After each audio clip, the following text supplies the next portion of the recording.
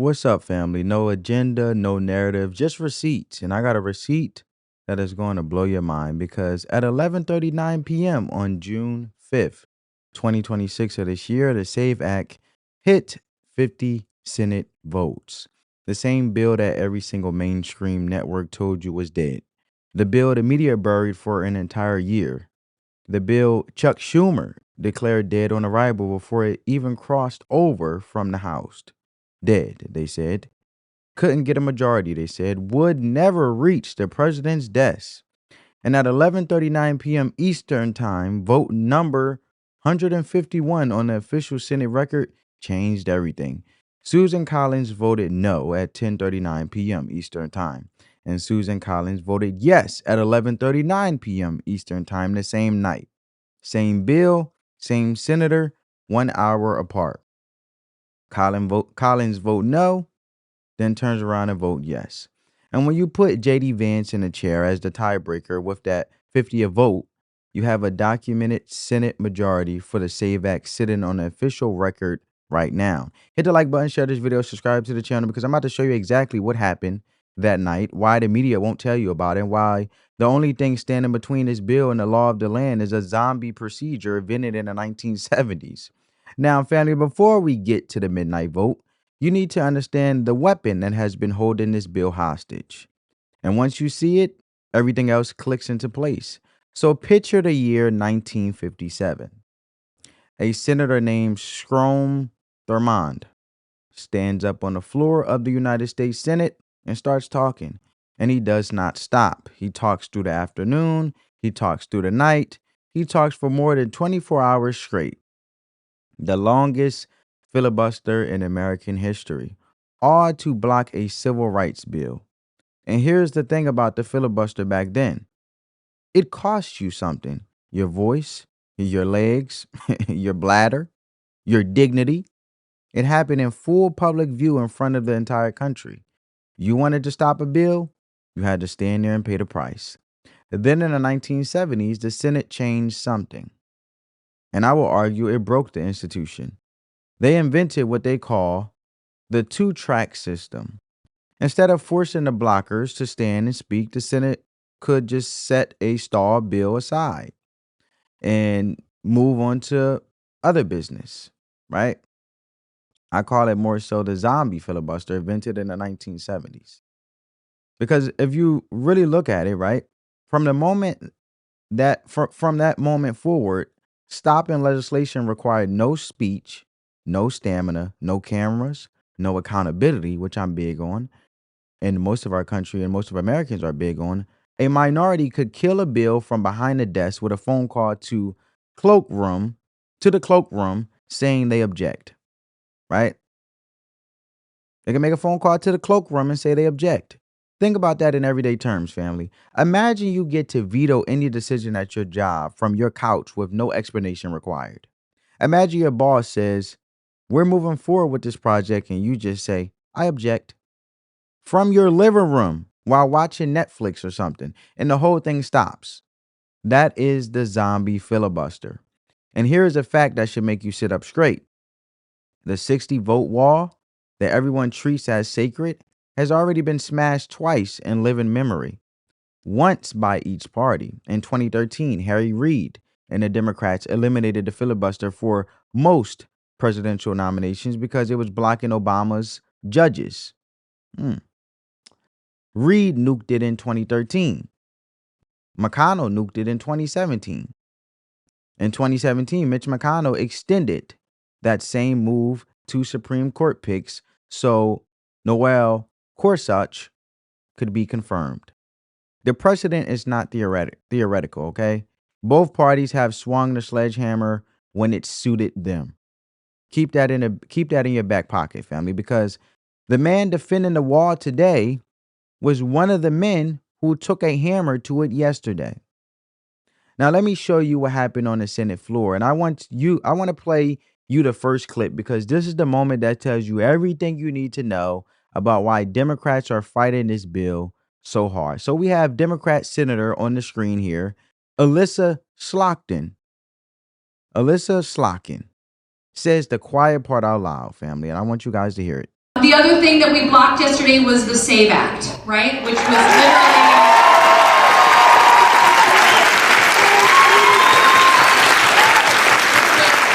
literally allow this administration to rig our democracy so that it would be hard for any Democrat in any state to win any election. And disenfranchise all married women in the meantime, by the way. It just, you have to show your birth certificate at the polls if you have a married name. So there you have it. Pause right there, family. Let that sit for a second. A sitting United States senator just said on camera that making sure only American citizens vote in American elections is rigging democracy. She said it out loud. She said the quiet part out loud. And let me translate what she actually admitted. If the SAVE Act passes and only citizens vote, Democrats cannot win elections. That is what she said. That is the Democratic Party's entire legal theory of election security in one sentence. They are not blocking this bill because it's unconstitutional. They are not blocking it because it disenfranchises married women. They are blocking it because it works. Because verifying citizenship before someone votes would change the outcome of elections. And she admitted that on live camera with no filter. Now, let me break down the wall of 4 Republican holdouts who spent a year blocking this bill alongside every single Democrat. Name 1, Mitch McConnell of Kentucky, if he's alive or even in his right mind, respectfully. His argument is a federalism argument straight out of the Wall Street Journal op-ed pages. He says the bill could let a future president and Congress use sweeping mandates to carry out a complete federal takeover of American elections. And I understand that argument, family, I do. But here's the problem. States already verify citizenship when you get a driver's license. They already require documentation at the DMV. McConnell's argument only works if you forget that states like California and New York already refuse to verify citizenship at the ballot box. Name 2, Lisa Murkowski of Alaska. She argues the fine print would disenfranchise her own constituents because 20% of Alaska's population is not connected to a road system. She wrote an op-ed saying some of her voters would have to board a plane just to hand a birth certificate to an election official. And I get it, Alaska is unique. But here's what the media doesn't tell you. The bill has rural exemption provisions for exactly this kind of situation. Name 3, Tom Tillis of North Carolina. And I'm going to come back to him in a minute because his story gets wild. But name 4, Susan Collins of Maine. She held the line until the hour she did not, that I mentioned in the beginning. She changed her vote from no to yes. Now, I want you guys to watch the reporter who caught Tom Tillis and what he did on camera, which I find very, very interesting and ironic. Check it out. Senator, you've received almost $700,000 from the illegal labor lobby. Is that why you voted against the Save America Act? Can you tell me who the illegal labor lobby is? Yes, it's contractors, general contractors, hospitality companies, industries, construction companies and industries. What do you know about the which Save America Act are you talking about? The one that you voted against, sir. Okay. And so you're asking me if I voted, I was against it because you're receiving almost $700,000 from these lobbyists. Do you have any idea what a remarkably silly question that is? I think it's a pretty important one. I think your constituents want to know why you're betraying them. Some math. Do you know what my election cycle, the total all-in election cycle cost was in 2020? It's $300 million. Do you honestly believe that I would make a policy decision based on that? I don't know why you're betraying your constituents. Who do you work I'm independent. Okay. Why are you betraying your constituents? Why are you betraying your constituents, Senator? Good luck on the clicks. We just want secure elections, Senator. You're preventing us from getting that. You're betraying America. And shout out to her for her independent journalism and keeping and upholding her professionalism as she began to get really nasty with her. Because instead of actually strengthening his voice, she should have strengthened his argument if he really had one, which apparently he did not because he couldn't substantiate his point, which is why he basically deflected and went to start talking about the cost, but not the money he's received. I would have said good luck with your seat. She's better than me. But family, I want you to think about that exchange for a second. A senator who has taken almost $700,000 from the industries that profit off illegal labor gets asked directly if that money influenced his vote against a bill that targets illegal labor. And his answer is basically, I sell out, but not for that amount. That's what I get from it. He didn't say the money didn't matter. He started talking about the cost for running his election or the election cycle and how much it cost. Basically trying to belittle the amount of 700,000 like it's just chump change. But it still doesn't matter. It's still money is money. And you didn't basically deny it.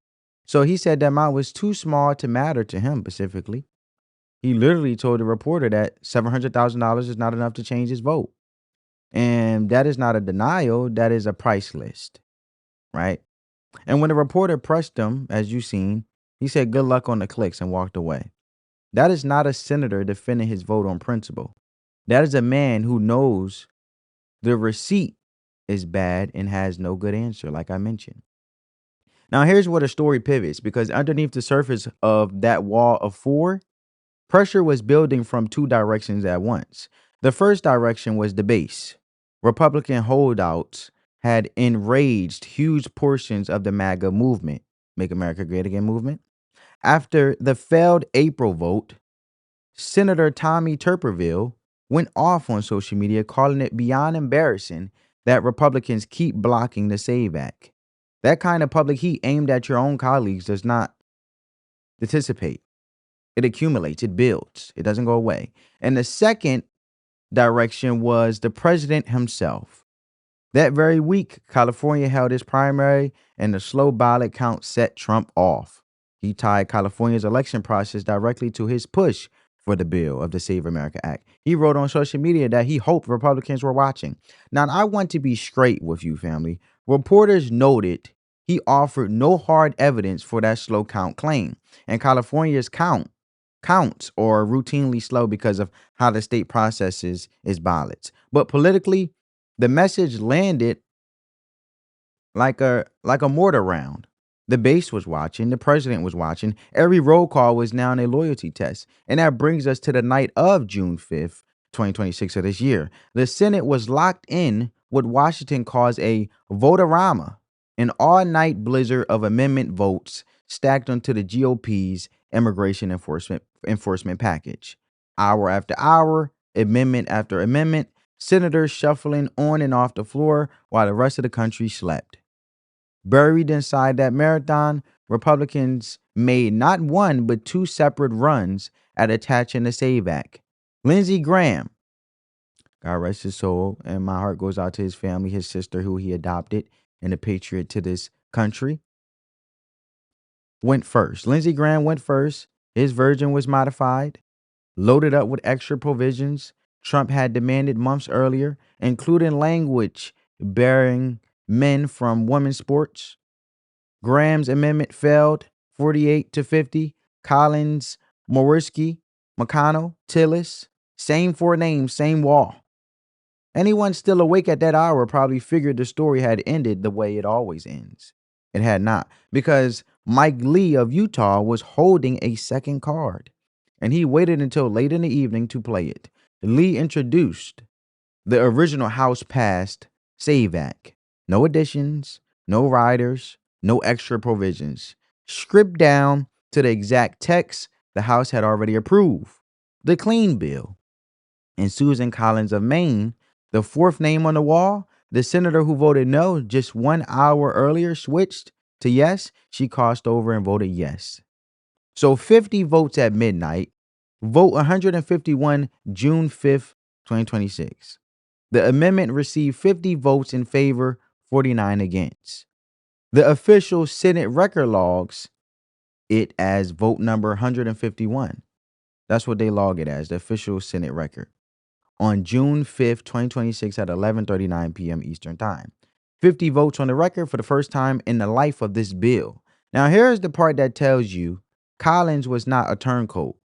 She was following a paper trail she had already laid, because Collins had already supported the House version February 2026, back in February. So Collins had publicly signaled that she supported the House-passed version of the bill, and she had already put her position on record. Her objection was not to the core citizenship verification requirement. Her objection was to the extra provisions that Lindsey Graham loaded onto the clean bill. When Mike Lee stripped it back to the original text, she no longer had a procedural argument to hide behind. And look at that cold political reality underneath all of this. Collins is running for re-election right now in one of the most competitive Senate races in the entire country. So when the base is scrutinizing every roll call and senators like Turperville are torching holdouts by name on social media, votes carry a price tag. And on June 5th, for the first time in this fight, you could watch that pressure physically move a vote on the Senate floor in exactly 60 minutes. Now, I want you to watch this next clip because this is the man who has the power to deliver the SAVE Act to the president's desk, and watch how he responds when the cameras come to him. I'd find it very, very interesting. But Senate Majority Leader John Thune has been hesitant. Well, if I thought there was a path to getting a positive result or a positive outcome, I'd be willing to do just about anything, because I think we are all here in favor of the Save America Act. The folks that have consistently block voted against it are all the Democrats in the United States Senate. And I think that's unlikely to change. White House Press Secretary Caroline Leavitt said that President Trump was becoming frustrated with Leader Thune over the situation. But Trump remained diplomatic. He's got to get his job done. It's fine. I have a good relationship with John Thune. He's just got to get his job done. You got to get the Save America Act passed. The Senate is currently scheduled to go on recess on Friday, August 7th, and they won't come back to D.C. until after Labor Day. All right, family. I want you to look at that clip again in your mind. The President of the United States just publicly called on the Senate Majority Leader to not allow the Senate to leave town until the SAVE Act passes. 16 Republican senators are publicly refusing to go home for recess until this bill passes. And John Thune's answer is, the Democrats are blocking it, quote unquote. But here's the problem with that answer. The Democrats are not the only thing blocking it. The filibuster is blocking it. And the filibuster can be eliminated with 51 votes. The same way Harry Reid eliminated it for judges. The same way Mitch McConnell, as I mentioned earlier in the beginning of this video, eliminated it for the Supreme Court picks of the judges that he wanted to choose. So Senate Majority Leader John Thune, Rhino, has the power to bring the SAVE Act to the floor with a simple majority vote. And it makes you wonder, let me know down in the comments, who is really holding the strings in regards of fellow constituents or relationships with him pulling the strings behind Leader John Thune, which is making him not push to pass the SAVE Act. He has the power to force a talking filibuster that will put every Democrat on camera for 24 hours. He has the power to say, the Senate is staying in session until we pass this bill. And he is not using any of that power. And you have to ask yourself, why? Is my point. Because here's the math, family. 50 senators plus J.D. Vance, our vice president, as the 51st vote equals a documented majority that exists right now in the United States Senate official record. The only thing standing between a majority and the president's signature is a procedural event in the 1970s by people who have been dead for decades. All right? The bottleneck is not Chuck Schumer. It is not the parliamentarian. It is Republican discipline. All right? John Thune does not trust his own conference to hold the line long enough to force a talking filibuster. He is worried that Republicans would not stay unified against a flood of Democrat amendments designed to gut the bill or take hostages from other parts of the Trump agenda. And he has warned that a talking filibuster could paralyze the Senate for an entire summer. Let me ask you a question, family. When your own majority leader does not trust his own conference to hold the line for a few weeks, what does that tell you about who actually has the power in that building right now? Now watch this next clip, because this is where the story shifts from a symbolic vote to an actual political crisis for John Thune, family. And I want you to think about what's happening here, because I find it very, very interesting. President Donald Trump called, and many Republican senators are answering. I can't speak for my colleagues, but I'm prepared here to stay here as long as we need to get all this stuff done. A handful of GOP senators revealed they're willing to stay in our nation's capital through the August recess in order to find a way forward on the Save America Act. This comes after President Trump urged Senate Majority Leader John Thune to, quote, not allow the United States Senate to leave town until it passes the Save America Act, or far better, terminate the filibuster. He wants to see as much of the Save America passed as possible by the August recess. And it appears there are some Republican senators willing to play ball. Utah Senator Mike Lee revealed that he opposed sending the Senate into recess in August and requested what's known as a roll call vote. In a roll call vote, each senator would vote yay or nay on the question at hand. But the vote couldn't be initiated unless 1/5 of a quorum of senators, usually at least 11, requested the vote. And it looks as though the GOP have exactly 11 willing to do so. Senator Mike Lee, Rick Scott, Ashley Moody, Jim Banks, Tommy Tuberville, Darlene Graham, Bill Hagerty, Marsha Blackburn, Katie Britt, John Kennedy, and Todd Young have all backed staying in D.C. to try to find a way forward on the Save America. So there you have it. 11 senators said they would not leave Washington without a vote. Then it became 14. Then it became 16. 16 Republican senators are publicly telling their own majority leader that they will not go home for August recess until the SAVE Act passes. And what did John Thune do? He said, if I thought there was a path, quote unquote, he has senators holding the line, and he still says, if I thought there were a path, or if I thought there was a path. The wall of 4 is already collapsing on its own timeline. Mitch McConnell is retiring at the end of this term. He will never face another Republican primary voter in his life. Tom Tillis is retiring. He's already gone in every way that matters politically. His excuse about $700,000 not being enough to change his vote is now public record, and his constituents will remember it. Susan Collins just crossed the floor under the weight of a competitive reelection and a base that has run out of patience. And Lisa Murkowski is not even on the ballot this cycle. She has no immediate electoral skin in the game. And the wall was never a wall of principle, family. It was a wall of political convenience.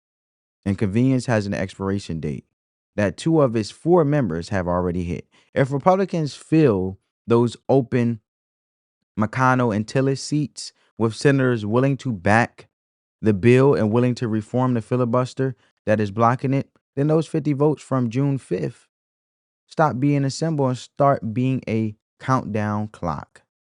Now, let me talk about something that should make you angry. Not rage angry. I mean, indignant in a controlled, receipt-based way. Because you need to understand what the media did the morning after that midnight vote.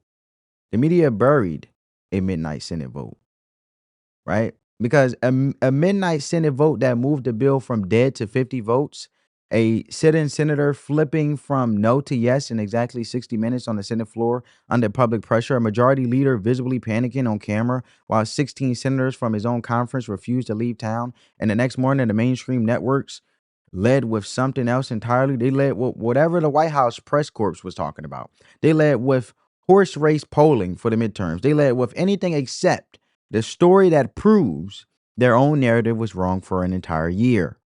And I want to be clear about what that silence means. It's not a conspiracy where a room full of executives in Washington, D.C. decided to kill this story. It is simpler than that. It is a business decision, a story that proves the entire political media's Save Back is Dead narrative was inaccurate for 12 straight months. It's not a story those same networks are incentivized to correct. They do not benefit from admitting they were wrong. They benefit from moving on and hoping you forget. And that means, as we family find out about the midnight vote on YouTube, right, at 2 a.m. because there's no mainstream editorial desk in the country that considered it worth covering. And that is why this channel exists, family. And that is why we exist together in our community here. That is why no agenda, no narrative, just receipts is not a tagline. It is a mission statement of mine and of ours, I should say, as we come together to just talk and have a productive, truthful conversation in the name of receipts. Because if this network had covered that vote accurately the next morning, you would not need me to tell you what happened at 11:39 p.m. on June 5th, 2026. But they did not, and here we are.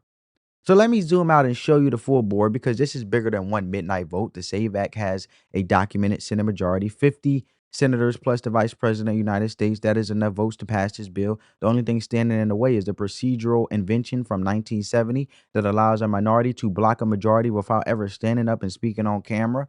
And both parties have already proven that the filibuster is not a sacred institution. It is a rule that bends the moment it becomes inconvenient. Harry Reid bent it. Mitch McConnell bent it. The question is not whether the filibuster can be set aside for the SAVE Act. The question is whether John Thune has the spine to do what both parties have already done when the stakes were high enough. The wall of 4 holdouts is down to a wall of convenience that 2 of his 4 members have already outlived. McConnell and Tillis are walking off the field permanently in January. Collins is already on record supporting a clean bill. Maworski is not on the ballot, and the math of 2026 is not a slogan, it is a countdown clock. 2 open Senate seats, 2 new senators who can be American first conservatives, willing to back election integrity and willing to reform the filibuster, getting these rhinos out of here. And if those seats fill with the right people, hopefully, by the grace of God, the SAVE Act does not need a procedural miracle. It needs a simple majority vote on a clean bill that the House has already passed twice. So here's my question to you, family. Should John Thune force the talking filibuster right now and make every Democrat stand on that Senate floor in front of cameras until their voices give out? Yes or no? Drop it in the comments. Let me know. And here is the scripture I want to leave you with tonight or today. Proverbs chapter 11, verse 1 says, "A false balance is an abomination to the Lord, but a just weight is his delight." Now think about that, what that means in the context of what we just broke down. A false balance, a system where the weights are tampered with, where the scale does not reflect what is actually on it. That is what happens when voters are not verified as citizens. The scale is off, the weight is wrong, the results does not reflect the will of the actual eligible voters. And the scripture says that is an abomination. Not a minor inconvenience, not a political strategy, an abomination, but a just weight, a honest system, a true count, verified citizenship, secure elections. That is his delight. That is not a political position, family. That is a moral one. And for those of you who do not connect with the spiritual side of this, here's the life wisdom. In any system where the inputs are not verified, the outputs cannot be trusted. If you run a business and you never check whether the inventory numbers are real, you will discover the problem at the worst possible moment. If you manage a team and you never verify who is actually doing the work, the wrong people will get the credit. And if you run a country and you do not verify who is voting, you cannot claim the result reflects the will of the people. Verification is not suppression. Verification is the foundation of trust. And without trust, no system survives. So you tell me, family, is it worth staying in Washington a few extra weeks to make sure the scales are honest? Is John Thune willing to do what it takes? Or is the zombie filibuster going to outlive the will of the majority? Drop it in the comments, hit the like button, share this video, subscribe to the channel, turn on your post notifications, spread that peace, love, and positivity, and let the love supersede the hate, family. I'll catch you next one on that note, family. Peace.